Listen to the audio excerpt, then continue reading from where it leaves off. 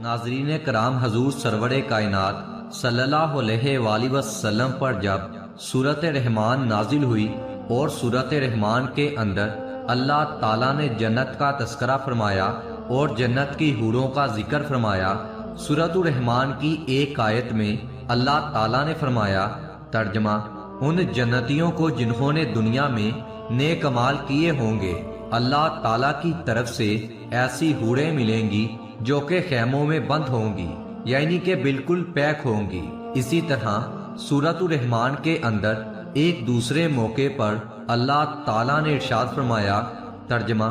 جنتیوں کو ایسی حوریں ملیں گی جو ایسی پاکیزہ اور مطہر ہوں گی کہ کسی جن نے اور کسی انسان نے ان کو چھوا تک نہیں ہوگا۔ آپ صلی اللہ علیہ وآلہ وسلم کی ازواج محترات میں حضرت ام سلمہ رضی اللہ تعالی عنہا نے جب یہ سورت پڑھی اور اس میں حوروں کا تذکرہ پڑھا تو رسول اللہ صلی اللہ علیہ وآلہ وسلم کی خدمت میں حاضر ہو کر سوال فرمایا،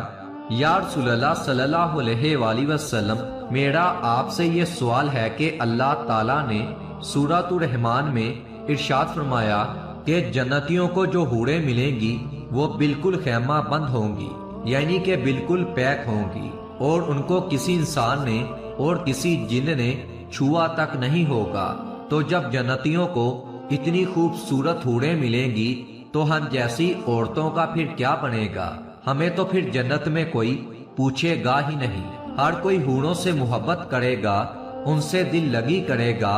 کیونکہ ہم دنیا میں دیکھتے ہیں کہ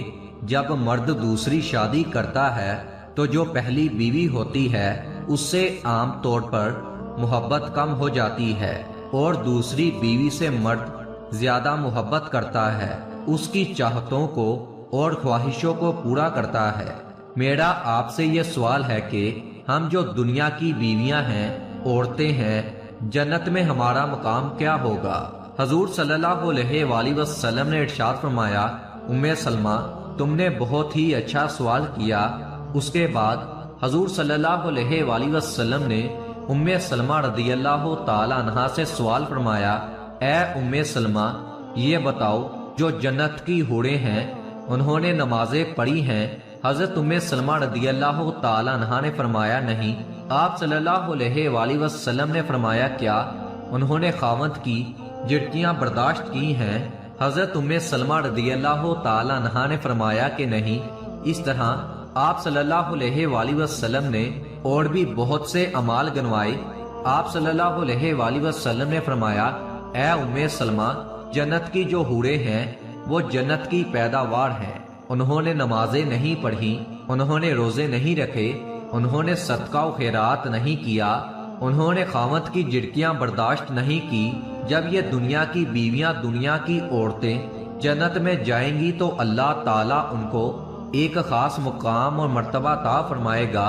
اس لیے کہ انہوں نے دنیا میں خاوند کی جھڑکیں برداشت کی، صدقہ و خیرات کیا، نماز ادا کی، روزے رکھے۔ اللہ تعالیٰ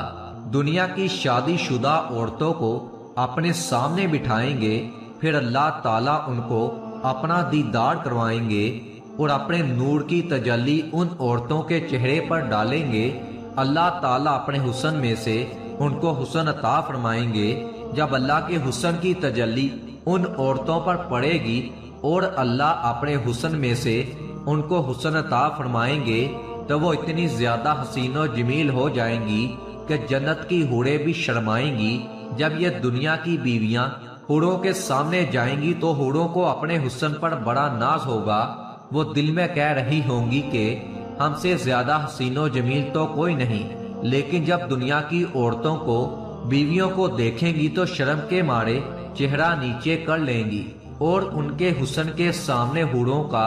حسن و جمال ماند پڑ جائے گا۔ اللہ تعالیٰ ان دنیا کی بیویوں کو جنت کی حوروں کی ملکہ بنا دیں گے اور یہ دنیا کی نیک بیویاں جنت میں حوروں پر راج کریں گی۔ خلاصہ یہ کہ اللہ تعالیٰ جنت میں مردوں کو حوریں عطا فرمائیں گے، لیکن دنیا کی عورتوں کو حوروں کی ملکہ بنا دیں گے، یعنی دنیا کی بیویوں کو اللہ بادشاہیت عطا فرما دیں گے۔